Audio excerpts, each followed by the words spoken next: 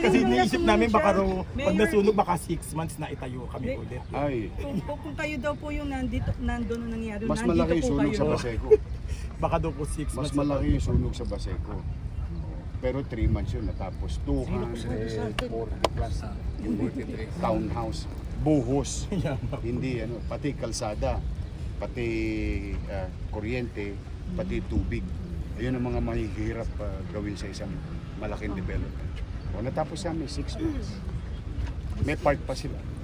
O, pero ito hindi to kaya 6 months. O, para baka machismax pa tayo. Hindi, sa laki nito.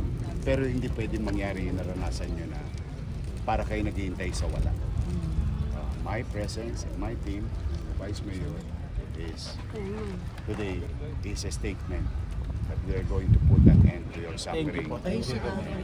At least magkakaroon na kayo ng nasa madaling araw na kayo.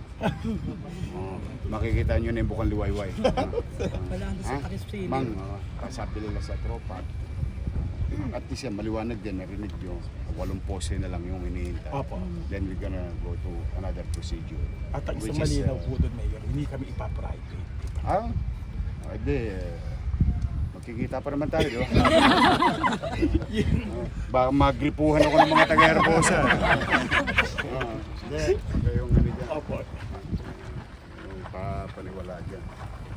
Unang-una, tulad dyan, di ba, yung Divisoria Market. Opo. Mall yun. Pinalalabas lang market, tapos ang kinikita ng Manila, gasa. 25 pesos per square Oh, meter. see? Oo, di ba? Ginagahasan. Pero yung pera nito, hahanapin. Thank you po, Mayor. Ano naman, unti-unti kasi bumabalik yung tiwala ng taxpayer.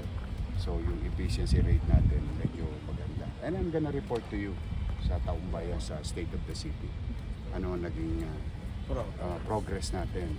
Yung 6 months nila, 6 months of 2025, 6 months of 2026. Makikita ninyo, numbers don't lie. So kaya pinapalagaan ko yung pagbabayad ng buwis na magastos, magasta ng masinop at mahina yung mga ipinagkatiwala nila sa local government. At yung mga non-performing asset at yung mga na-rape na asset. Hindi ako, sabi ko sa inyo, ever since bilang isang ama o bilang isang ina sa bahay, kung pagpapagahasaran lang naman. O sa inyo na yan, bayaran nyo kami. Tapos igagawa natin ang bagay na pagpakita kayo natin sa yun lang, ano na kayo. Summer, mainit. Wala kang kalaban-laban sa kalye. Pag mainit, argabyado ka. Pag tagulan, argabyado ka. Pagdating na yung tagulan, mag-iingat lang kayo. Mag-iingat lang kayo.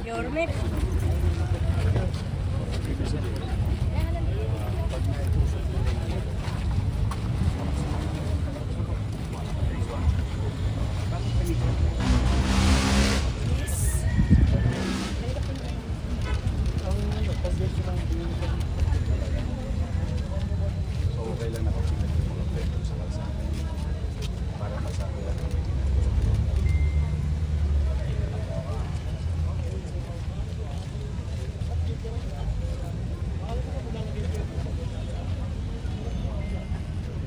Halika, sumama ko.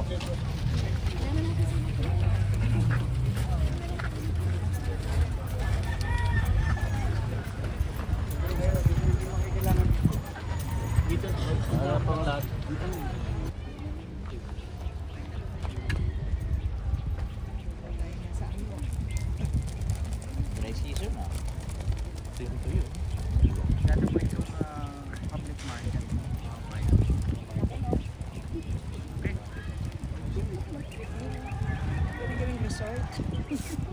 Sira, tatamaan yung Ayun nga. 3 days namin pinagdusahan yun.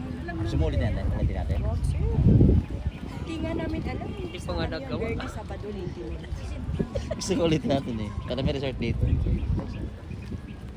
Tapos naulit yung dun sa may Santa Maria ba yan? Naulit. Pero pare, sigurado ko Yung natamaan na naman. kahit tapusin ang daming buwis. Ano pa lang, isa na Mas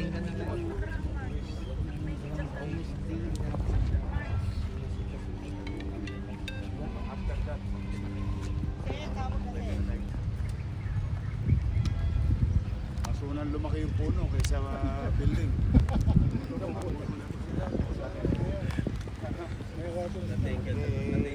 Hindi ko naman kayo masisisi kasi kayo kontrakto. Sila kayo kinuha nila. Hindi mo kayo pinapera. Kaya petix lang. Yung problema, yung mga kababayan ko naman ang nahirapan na. Puta na yun.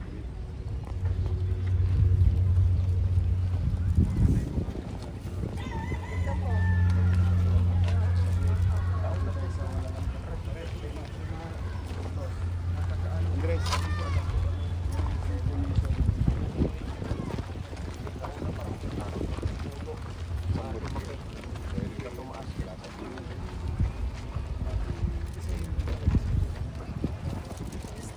Yung barangay niyo.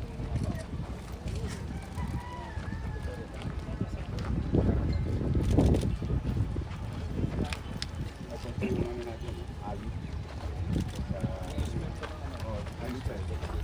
Pasok ng binibili. Huwag doon, ha?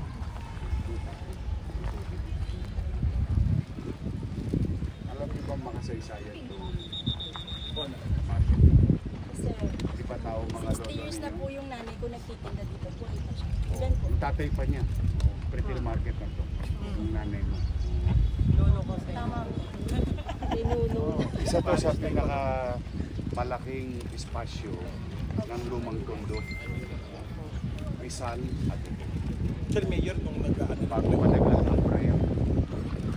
Itong nung tinatalakay yung ng stakeholders ng yung Manila o may Manila, isa ito sa inilalabas na concern na walang pamilihang bayan ng Tondo 1 at Tondo 2 na maayos mula nung masunod.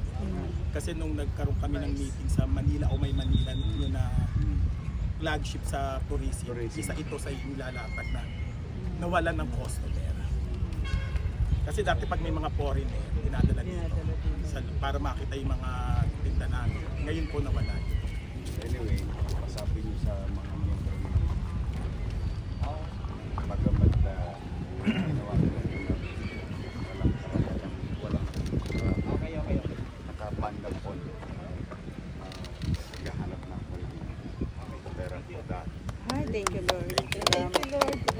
But I am hoping on what they have told me, although I was informed ahead of time before going here, na may lamarites din yan.